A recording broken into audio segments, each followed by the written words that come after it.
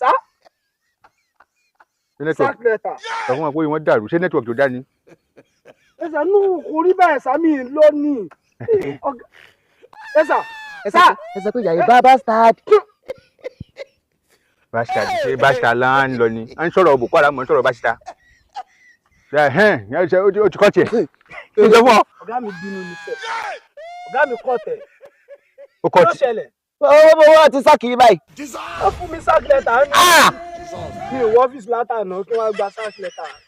ṣé àtàná lẹ́yìn náà tí kò lọ́ọ̀sì ní ẹ̀yẹ kí ẹ̀sọ́ yóò mọ lu. ẹ̀ẹ́dùnà ṣọ́ṣọ́ṣọ́ gàyí lẹ́lẹ́ pé ń sìn. gbogbo lẹ́yìn náà ti mọ̀ ṣe báwọn. ẹ̀ á pọ̀ gan yẹ̀ tí ẹ̀ ṣe báyìí ẹ̀ nárí ẹ̀ ṣe yàgò tí mo bí wọn nú nánu. bọ̀dá yìí mo dáná. Mo fẹ́. Ṣé ní wọ́n ọ̀rọ̀ mo bá ṣe sọ ni. ẹ bá èmi kọ́ ni tí. Ọ̀gá mi ti ní tó bá lọ́ọ̀ ẹ̀gbọ́n